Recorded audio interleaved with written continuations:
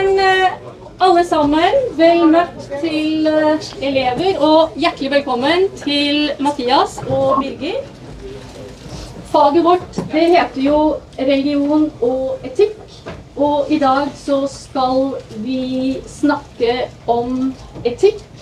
Noen av dere har allerede hatt etikk et par uker, noen av oss begynner på etikk nå, men dette fungerer både som en slags oppsummering for refleksjon og som en introduksjon.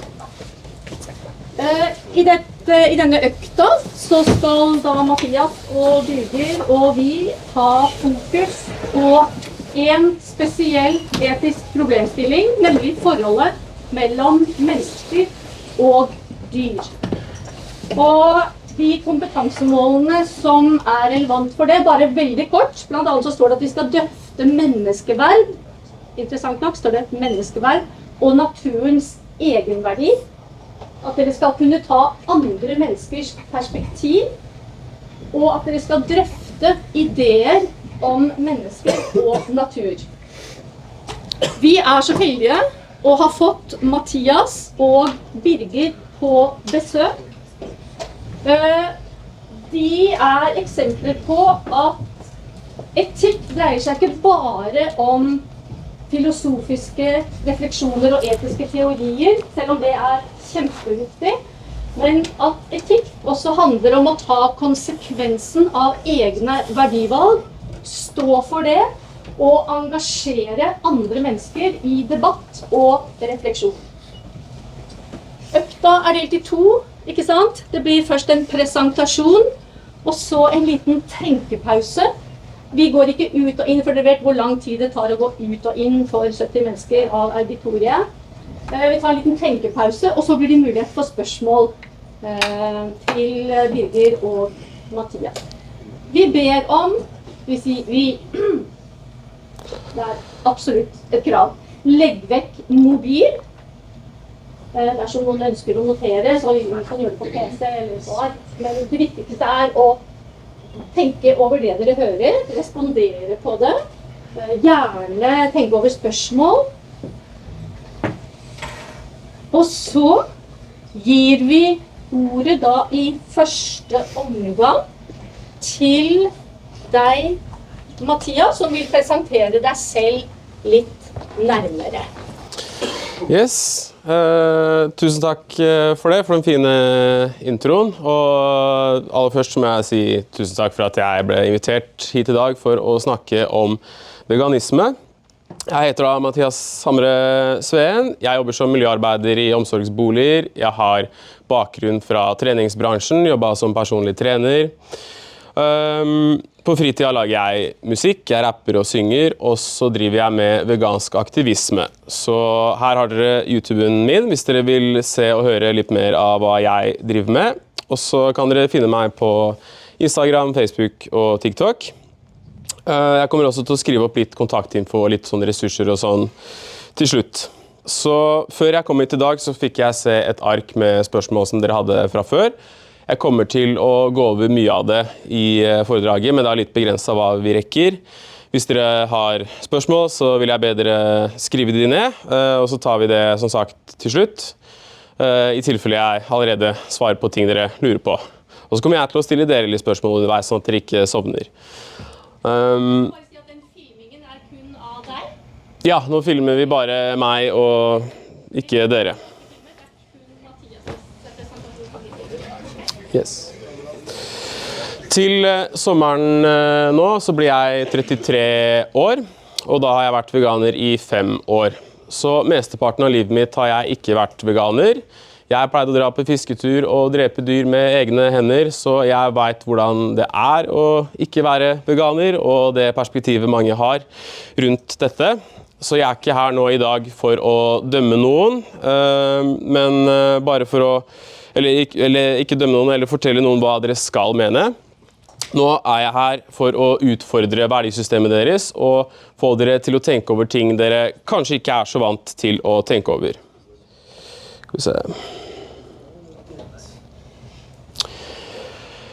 De aller fleste som ikke er veganere, de har noe som heter kognitiv dissonans. kognitiv dissonans, det at du tror på, eller at du har forskjellige synspunkter og meninger som motstridende. At du tror på forskjellige sannheter samtidig, som ikke kan være sanne samtidig. For eksempel så vil de aller fleste si at vi skal være snille med og respektere dyr, samtidig som de aller fleste også sier at det greit å drepe og spise dem. Dette et veldig tydelig eksempel på kognitiv dissonans, på to ting som ikke kan være sanne samtidig. Det virkelig mulig å drepe noen som ikke ønsker å dø, på en respektfull og snill måte? Hvordan kan man kalle det respektfullt og snilt? Hvordan det greit å drepe noen bare fordi du har vært snill med de først? Har du mer lyst til å bli drept når du har det bra, eller har du mer lyst til å leve når du har det bra? Du konsekvent i måten du behandler andre på? Behandler du andre som du selv ønsker å bli behandlet? Du alltid motstander av seksuelle overgrep? Hva med kidnapping, innesperring, slaveri, tortur, henrettelser? Kan disse handlingene noen gang være akseptable? Og hvis du ikke vil utføre disse handlingene selv, det noe bedre å betale andre for å gjøre det for deg? Dette var spørsmål jeg måtte stille meg selv, og som logisk leder til veganisme. Mye av jobben min i dag å gjøre det tydelig for dere hva det vi faktisk snakker om når vi snakker om veganisme. Det finnes nemlig en del misoppfatninger om hva det og hva det handler om. Men i og med at dere skal ha med etikk nå, så nok dere noen steg lenger mange andre i å skjønne hva det handler om, fordi det nettopp det, etikk, det handler om. Veganisme ikke en diett, det ikke et kosthold, ikke en livsstil eller en identitet. Veganisme har ingenting å gjøre med helse og ernæring. Veganisme har ingenting å gjøre med klima, miljø og natur. Å diskutere ernæring, helse, klima, miljø og natur, det noe helt annet enn å diskutere veganisme. Som navnet antyder, så det nettopp en isme, en ideologi. Du kan også se på det som et ståsted, et standpunkt, et prinsipp eller en filosofi. Og på samme måte som humanisme et livssyn, så kan du også se på veganisme som et livssyn, siden veganisme i praksis en logisk forlengelse av humanismen, og samtidig en kritikk av humanismen.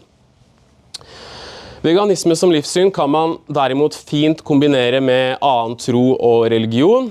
Ingen religioner sier at du ikke kan være veganer, så hvis du religiøs kan du fint også være veganer, men det må ikke kombineres med religion heller, siden veganisme basert på vitenskap. Humanismen, som dere har hatt om, setter jo mennesket i sentrum, og Human-Etisk Forbund skriver at det som skiller oss fra andre dyr, det bevisstheten vår. Men det en veldig uvitenskapelig påstand, siden vi vet at andre dyr også har bevissthet.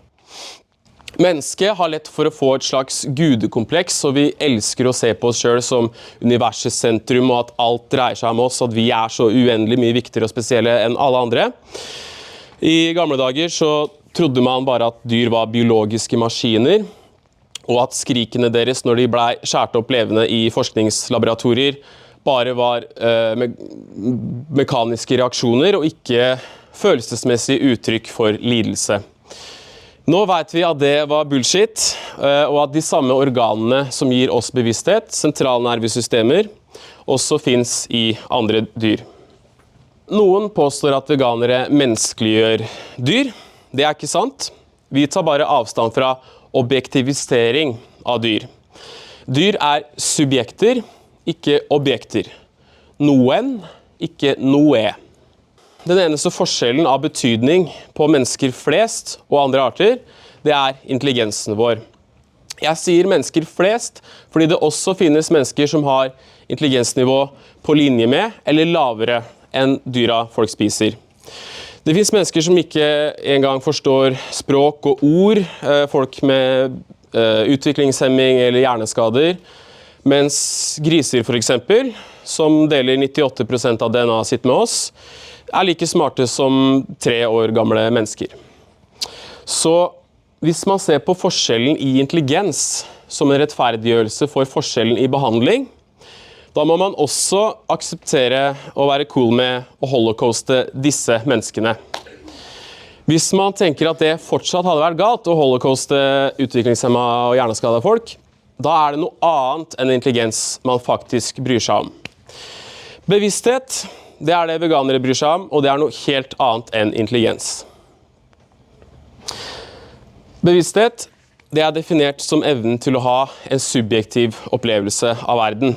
Og så vidt vi vitenskapelig vet, så kreves det et sentralnervesystem for å få til dette. Dyr har øyne til å se med, ører til å høre med, taktile reseptorer til å føle med, smertereseptorer, de har kjønnsorganer til å ha sex med, muskler til å bevege seg med, lunger til å puste med, hjerter som pumper blod. Og alle disse tingene er koblet til sentralnervesystemer til å tenke, føle og oppleve med.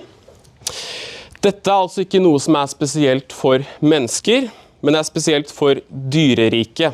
Og det er noe som skiller oss fra annet liv som planter, sopp, alger, bakterier og virus. Vi har en subjektiv opplevelse, vi er subjekter, med andre ord, vi er individer. Alle som har hatt kjæledyr vet det, at andre dyr også er individer, og kan ha preferanser og egenskaper som skiller dem fra andre individer av samme art.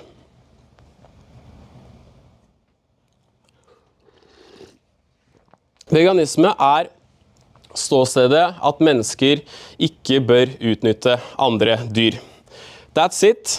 Så enkelt er det. Det menneskelige dyret bør la andre ikke-menneskelige dyr, andre bevisste vesener, være i fred.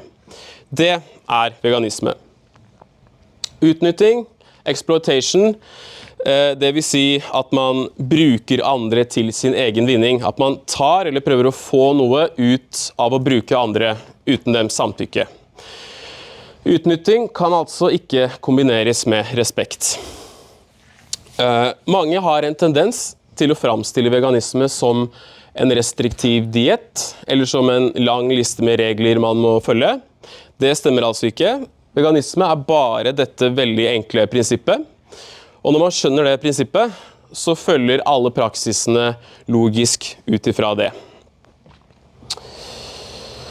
Så en veganer ser ikke på andre dyr som objekter, ressurser eller maskiner.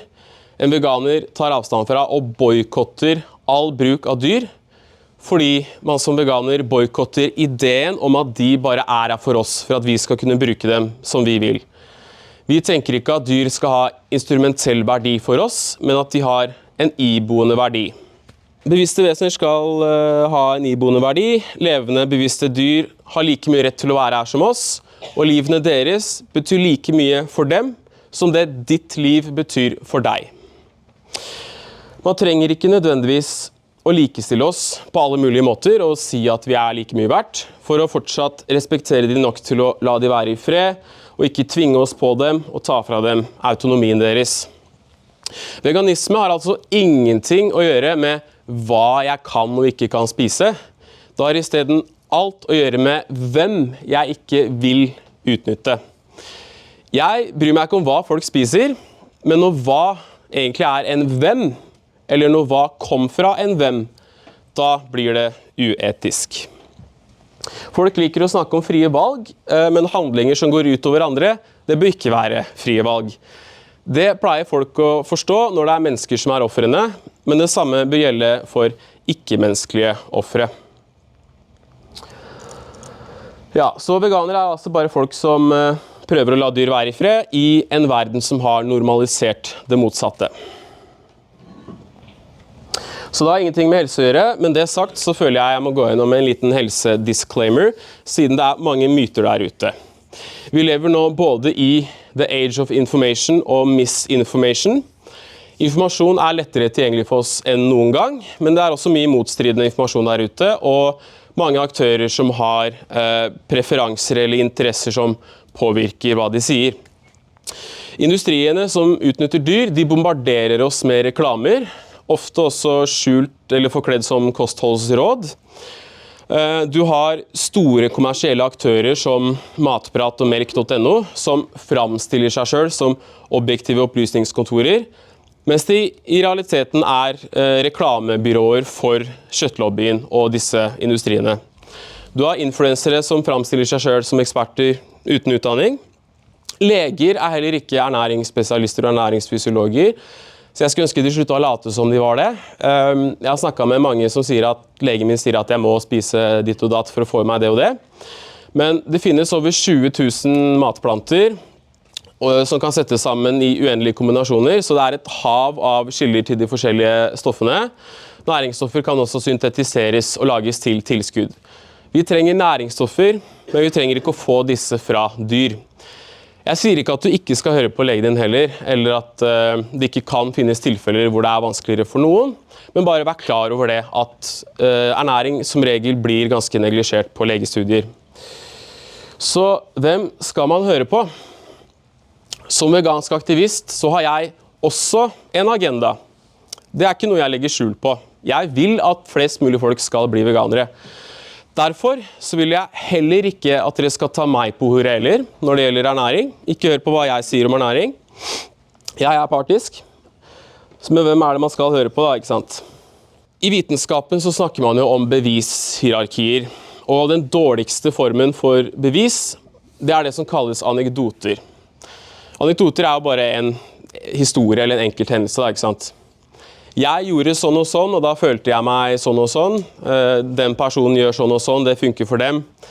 Det er ikke vitenskap. Så ikke bare må man høre på ekspertene, man må også høre på hva flertallet av eksperter sier.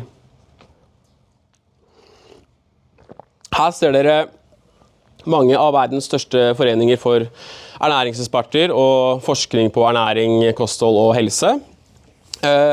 Disse er det man skal høre på. Alle disse sier at man fint kan være sunn og stortrives på et plantebasert kosthold som er riktig satt sammen. Dette baserer de da på grundige vitenskapelige studier med mange deltakere over lang tid, ikke sant? Så det er disse man skal høre på. Og hvis noen har veldig lyst til å krangle om det, om det faktisk er mulig å være sunn som veganer, da er det ikke meg dere skal krangle med, da er det ekspertene dere krangler med. Da er det vitenskapen man fornekter. Her ser dere en uttalelse fra verdens største forening for ernæringseksperter, over 100 000. Og de har konkludert med da at riktig satt sammen vegetariske, inkludert veganske kosthold, er sunne og tilstrekkelige, og kan til og med gi helsefordeler og forebygge sykdommer, dødelige sykdommer, og at de er appropriate for all stages of life, pregnancy, lactation, infancy, childhood, adolescence, older adults, og for atleter. Noe jeg kritiserte PT-studiet jeg tok for der hadde jeg 2 fag om ernæring, ernæring og prestasjon og grunnleggende ernæring. Noe jeg kritiserte de for var at de var veldig dårlige på å vise plantebaserte kilder til de forskjellige næringsstoffene, og at de hele tiden nevnte animalske produkter som viktige kilder i kosten vår til ditt og data, ikke sant? Det mange sikkert tenker når de hører det er at oi, en viktig kilde, da er det viktig at jeg bruker den kilden for å få i meg det og det. Det fagfolka egentlig mener når de sier det, og det svarte de i kritikken min på, er at når de snakker om en viktig kilde, så mener de denne varen utgjør per nå en stor andel av folks inntak av det næringsstoffet. Og det er jo sant, fordi folk flest er jo ikke veganere enda. Men sånn hadde det altså ikke trengt å være. Her ser dere mange veganske og plantebaserte kroppsbyggere. Jeg tok også med et par atleter på siden her. Jeg kunne ha lagt med mange flere eksempler, men igjen, det trenger jeg ikke heller, fordi dette er jo anekdoter. Birger er også ganske sexy baris, men igjen, det er jo ikke vitenskap, ikke sant? Men bare for å vise at det er mulig. Alle som vil være sunne og prestere må tenke på hva man spiser, ikke bare veganere. Jeg fikk B12-mangel mens jeg fortsatt spiste dyr, men også som veganer har jeg aldri B12-mangel, fordi nå vet jeg at det trenger jeg tilskudd av. B12 kommer heller ikke fra dyr, det kommer opprinnelig fra bakterier i jorda. Men dyra har som regel ikke tilgang til det heller, største delen av året, så de får det også tilsatt. Så sånn sett bruker man som ikke-veganer mer tilskudd gjennom at dyra får tilskudd, ikke sant? Så vi bare kutter ut den ressurskrevende mellommannen. Det at dyr er veldig ressurskrevende å avle opp og holde i live, det er også grunnen til hvorfor kostholdet vårt påvirker miljøet og klimaforandringene. Å avstå fra animalske produkter, det er det du som enkeltperson kan gjøre, som har mest å si for miljøavtrykket ditt. Dyr krever mye mat og vann å fôre opp, og de produserer mye avfall og klimagasser. For å produsere 1 kalori fra dyr kreves 6-16 kalorier fra planter. Regnskogen brennes ned, urfolk drepes og fordrives for at de skal lage gressmarker og sojaplantasjer for å fôre opp dyra folk spiser. Dyr kan bare beite i deler av året. Resten av året så trenger også disse dyra kraftfôr. Så til og med kortreist lokalt kjøtt fra Norge krever da langreist kraftfôr. Det kreves mer soja for å produsere kumjølk enn for å produsere sojamjølk. Og som dere ser, så utgjør transport en veldig liten del av utslippene. Så hva eller hvem man spiser har mye mer å si enn hvor det kommer fra. Hvis verden ble helt plantebasert, så kunne alle mennesker hatt nok mat, samtidig som vi reduserte verdens landbruk med 75%. 3/4 av alle åkrene våre kunne ha vært skoger og villmark. Er det noe planeten vår hadde trengt mer av nå, så er det nettopp det. Rike land utnytter landbruket til fattige land, samtidig som mennesker dør av sult, og vi sliter med å fôre opp 8 milliarder mennesker, fôrer vi årlig opp over 90 milliarder landdyr og over 1 billion sjødyr i oppdrettsanlegg. Så derfor så er det mange som dras mot en mer plantebasert livsstil av mange forskjellige grunner. For å leve lengre, redusere risikoen sin for kreft, Alzheimer, diabetes, hjerte-karsykdom, eller fordi de har lyst til å ta mer vare på planeten, eller kanskje i solidaritet med urfolk og fattige mennesker. Men dette her er altså ikke veganisme. Hvis man gjør det av disse grunnene, utelukkende av disse grunnene, da er man plantebasert, men ikke veganer. Alle som er plantebaserte er derfor ikke veganere, men alle som er veganere er også plantebaserte, som en konsekvens av at man følger prinsippet. Etikk, altså hva som er rett og galt, det er altså noe helt annet enn helseeffekter og miljøavtrykk. Man bryr seg som regel om disse tingene av egoistiske grunner, fordi dette er ting som påvirker oss. Veganisme handler derimot om det som påvirker ikke-mennesker. Og hva som er best for miljøavtrykket vårt, er heller ikke alltid det samme som hva som er etisk riktig å gjøre. For eksempel hadde det vært veldig bra for miljøet om jeg prøvde å drepe så mange mennesker som mulig. Det hadde åpenbart ikke vært etisk. Personlig helse, det er et personlig valg. Hvis jeg vil kose meg med usunne ting, og det ikke går ut over andre, så er ikke det uetisk. Forskningen viser altså at du kan være like sunn eller sunnere plantebasert, hvis du vil. Du må ikke heller. Og at du fortsatt kan prestere og bygge muskler. Men om det så ikke dette var tilfellet, om så det å spise dyr og sekreter ga oss en fordel, atletisk fordel for eksempel da, hvordan er det en rettferdiggjørelse for å drepe noen?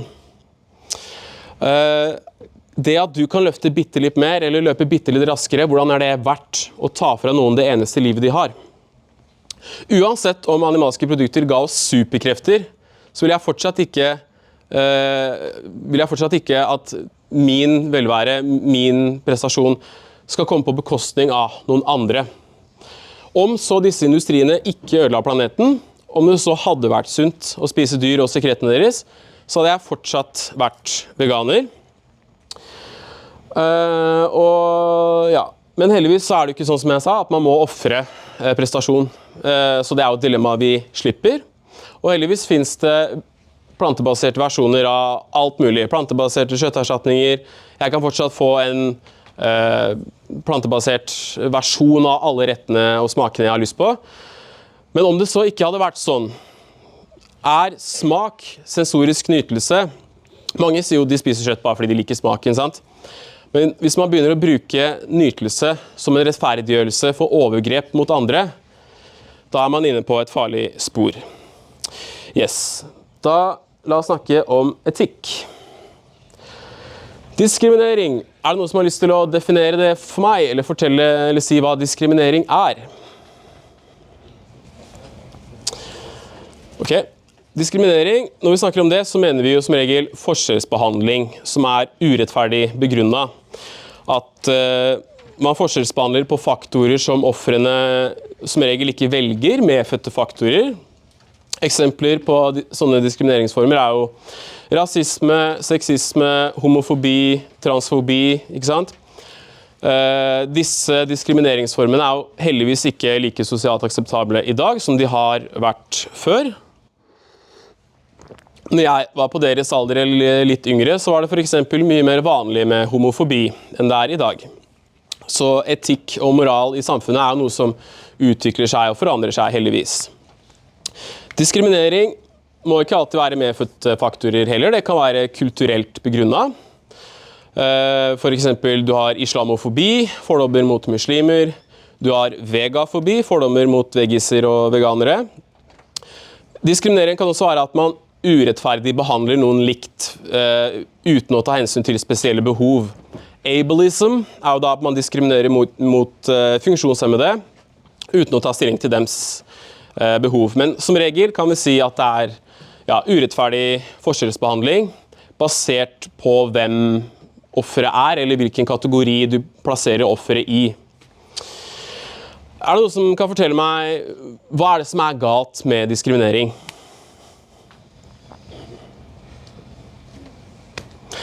Nei, det noen som kan si meg, hva det diskriminering, alle disse formene jeg snakket om nå, hva det de har til felles? Stille gjeng? Ok. Jeg vil si det som på en måte kjennetegner diskriminering, det at man gir seg selv høyere verdi, setter andre i en kategori hvor man reduserer verdien deres, og så rettferdiggjør man forskjellen i behandling basert på det. Hvor kommer den tankegangen her fra? Det finnes nemlig en diskrimineringsform som fortsatt vidstrakt sosialt akseptabel i hele verden. Det en diskriminerende mentalitet folk flest har. Den første formen for diskriminering vi lærer når vi vokser opp, og som regel uten at vi klar over det selv.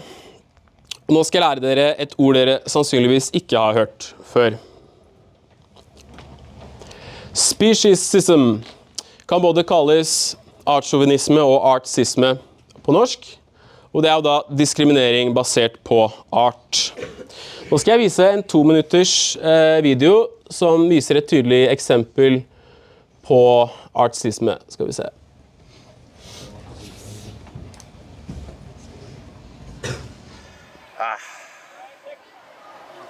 I love this activity. So nice. Just being out in nature, enjoying the peace and calmness of the woods. Yeah, it's great to be out in nature and just relax and enjoy whatever nature has to give us. The fresh air, birds singing. Yeah, this is a great activity to bring the kids and teach them some good values of how to be providing for yourself and be out in nature. Yeah, good values. Yeah.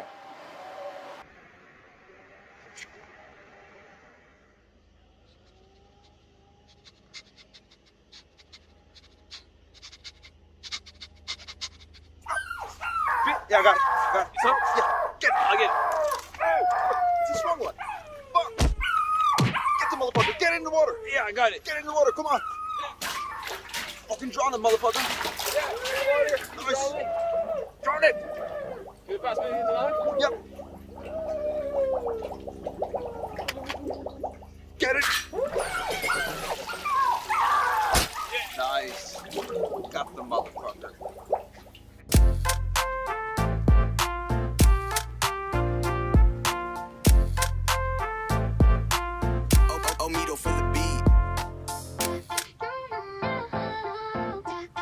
Match of the day. Not bad, not bad.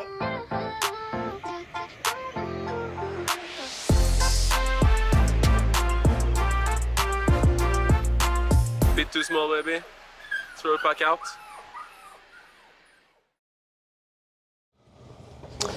Yes, så her så dere en veldig vanlig og sosialt akseptabel form for dyremishandel.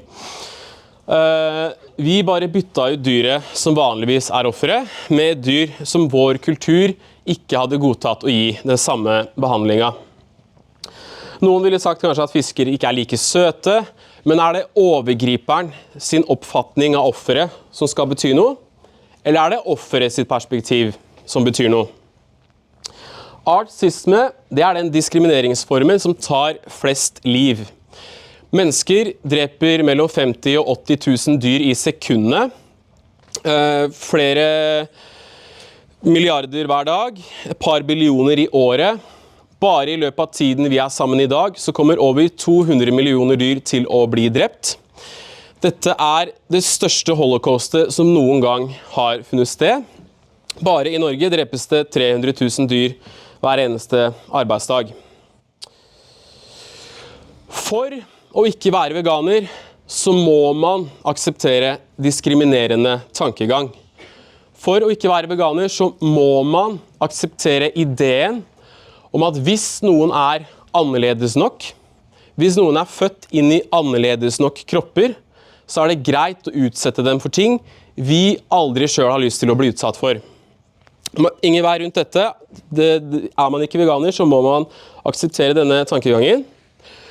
Og når man først aksepterer en form for diskriminering, så øker sjansen for at man aksepterer flere former for diskriminering. Ikke at det nødvendigvis alltid skjer, men det øker sjansen, siden det akkurat den samme tankegangen.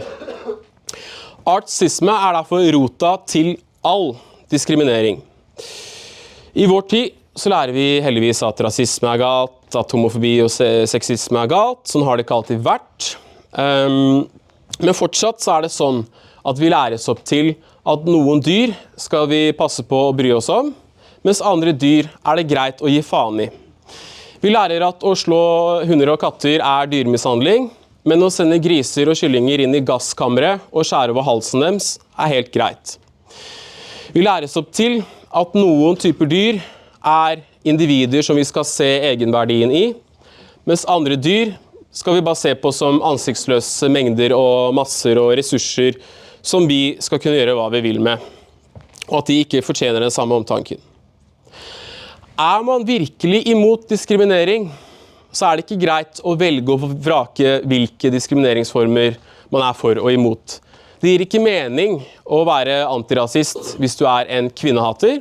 Det gir ikke mening å hate homofile hvis du feminist, og så videre. Enten diskriminering galt, punktum, eller så man en dobbeltmoralsk hykler med kognitiv dissonans. Kurt Zouma var en fotballspiller som ble fratatt retten til å ha katter i 5 år, og ble dømt til samfunnstjeneste etter at et videoklipp kom ut på nett hvor han sparker en katt.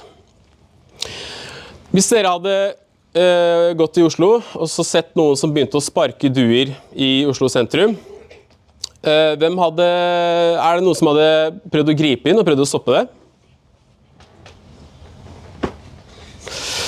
Ja, mange hadde nok det. Hvis jeg hadde gjort det, begynt å sparke duer i Oslo sentrum, hadde jeg sikkert garantert fått bank, men de samme folka som hadde prøvd å stoppe meg da, utsetter nok andre fugler for mye verre ting. Når vi spør oss selv hva som verst, eller om noe umoralsk, så finner vi ofte svaret når vi setter oss selv i offerets posisjon. Hvis jeg måtte velge, så ville jeg mye heller bli sparket av en proff fotballspiller enn å bli sendt inn i en slakteri hvor det stinker blod, bli hengt opp ned og få skjært over halsen min. Ok, så folk flest skjønner at dyr må bli drept og bli fratatt livet for å bli til kjøtt. De må også drepes veldig unge for at de skal smake godt, og for at de skal være lønnsomme eller ikke være like kostbare å fôre opp. Så nesten alle dyra dere spiser babyer. Men hva så med egg og melk? Ull, dun, silke, sminke som testet på dyr. Er det ikke nok å være vegetarianer, er det mange som spør om. Nei. Alle disse dyra i de industriene blir også drept. Så nå vil jeg fortelle om litt standard praksiser. Alle dyr som ikke jaktes og fiskes blir avla. Hva vil det si at vi avler dyr? Kan noen forklare meg det? Kom igjen da, våkne opp.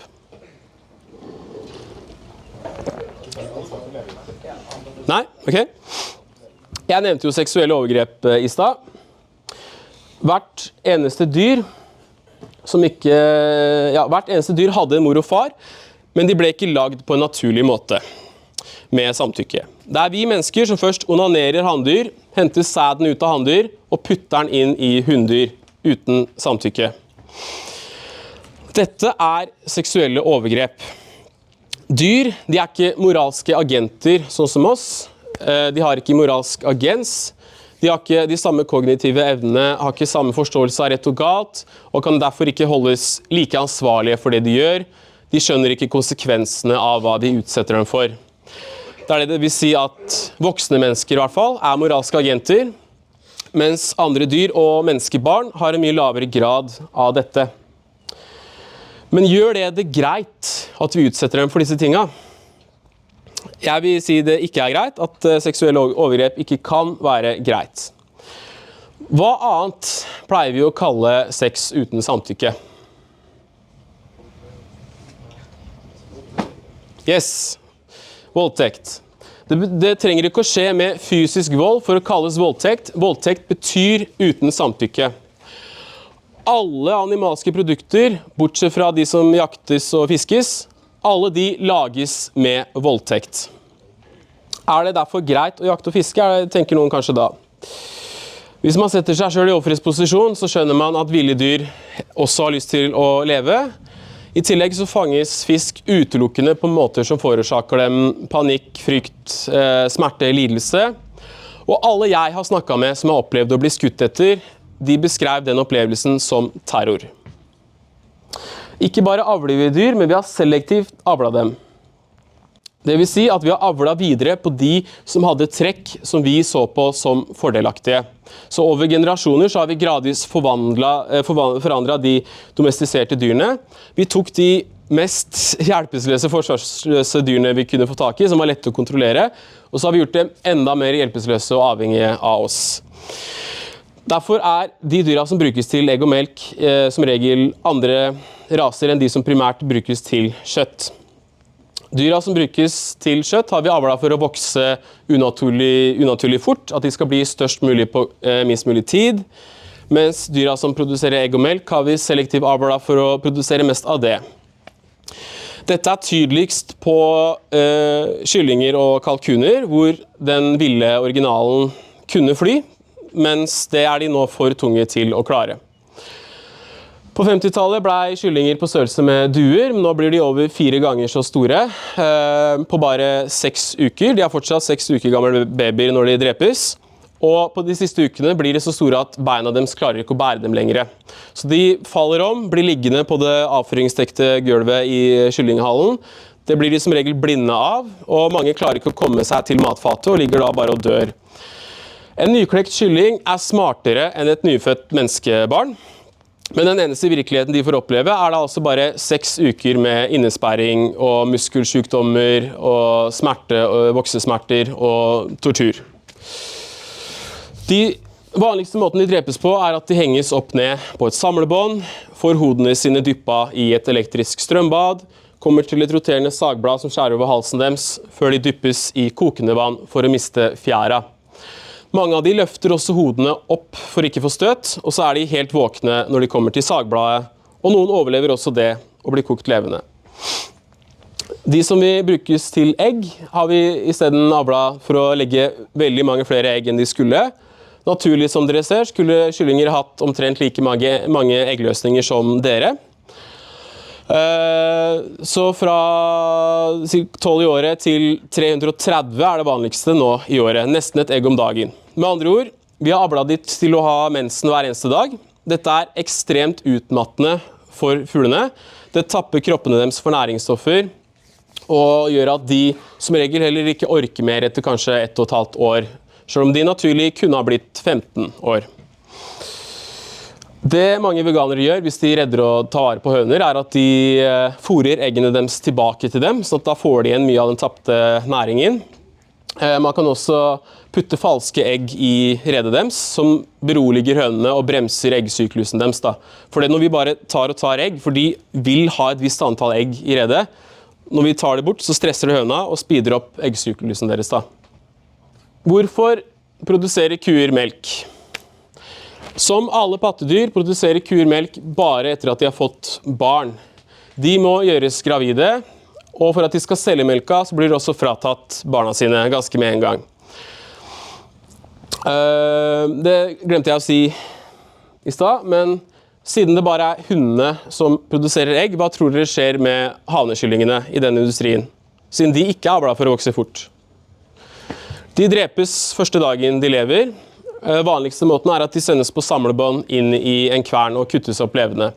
Det har vært snakk om en utfasing lenge, men det skjer fortsatt med over 3,5 millioner kyllinger i året i Norge. 16 000 hver arbeidsdag. Og det var forresten den siste informasjonen som pushet meg over fra vegetarianer til veganer. Det at jeg fant ut av det. Jeg klarte ikke å kjøpe egg lenger etter det. Litt samme greia med her. Det er bare kuene som produserer melk. Hannkalvene drepes første dagen. Hundekalvene blir også tatt fra mora si. Og så står de og skriker i dagevis etterpå og blir traumatisert av det her. Og etter 3-5 sykluser med det her, så orker som regel ikke kuene lenger. Så selv om de naturlig kunne blitt 25 år, så blir de som regel ikke mer enn 5 år. Lite viser hvor tydelig dette er diskriminering som forskjellsbehandlingen vår av griser og hunder. Dette er i utgangspunktet veldig like dyr, smarte sosiale dyr med sterke behov til stimuli og ting å holde på med. De liker å lukte rundt og holde på med ting, logrer når de er glade. Mens grisene, selv om de til og med er smartere enn hunder, de kunne ha blitt 15 år, får som regel bare 6 måneder innesperret, får aldri se dagslys før kjøreturen til slakteriet. Og de drepes som regel i CO2-gasskammeret. Og CO2-gass, det etser lungene og øynene innvendig ut mens de kveles. Så dette er veldig panikkfylt og smertefull måte å bli drept på, og som drepes over 90% av griser i Norge. Yes. Jeg tror det er veldig bevisst at disse industriene holder praksisene sine skjult, og at de er veldig selektive med hva de velger å vise oss. Det er nemlig i vår natur å ha empati og medlidenhet. Som med alle andre former for diskriminering, så er dette en diskrimineringsform som blir lært. Sånn sett har nok de fleste her vært veganere en gang når dere var små, helt til noen lærte dere opp til å ikke bry dere. Det er også veldig tydelig når vi snakker om disse tingene med barn, at barn ser dyrs verdi. Dyr trenger ikke å være superintellektuelle vesener med gudekomplekser for at barn skal se dyrs verdi, og de er som regel ikke like hjernevasket enda som det voksne folk er. Så mye av vår jobb som veganske aktivister er å få folk til å se dette selv, at det er samfunnet som har lurt dere til å gå imot deres egne verdier. Folk flest har veganske verdier, bare at de ikke følger dem. Men dyra bryr seg ikke om hva vi sier og mener, de bryr seg om hva vi gjør. Dette er ikke en sak som det går an å være nøytral i. Mange liker ikke å ta stilling til vanskelige spørsmål og tenker at de bare kan holde seg unna. Men så lenge man ikke er veganer, så har man valgt en side. Det mest nøytrale du kan gjøre, det er faktisk å være veganer. Fordi veganer det er bare en ikke-handling. Du kan enten aktivt bidra til å skade dyr, eller så kan du gjøre noe aktivt for å hjelpe dem. Veganisme er bare den mellomtingen at du lar de være i fred. Yes. Og så lenge man fortsetter å etterspørre animalske produkter, så er man ansvarlig for det som skjer med dyra. Ansvarliggjøring, det er noe som mangler i samfunnet vårt rundt dette. Uansett hva alle andre rundt deg gjør, uansett hva som er kulturelt akseptabelig, så er du ansvarlig for dine handlinger, for dine kjøp. Og de tingene her skjer bare fordi folk betaler for at det skal skje. Tilbud og etterspørsel. You buy, they die. Så da er spørsmålet, hvilken side av historien vil man være på? At en person fjerner sin etterspørsel fra disse industriene, det kan føre til at flere hundre dyr i året ikke utsettes for disse tingene. Så, hvis man anerkjenner dyrs lidelse og overgrep mot dyr som en urett, da er jo trinn 1, slutt å bidra til det. Trinn 2, snakk opp for dyra og prøv å gjøre en forskjell. Yes. Da gleder jeg meg til å høre spørsmålene dere har etter pausa.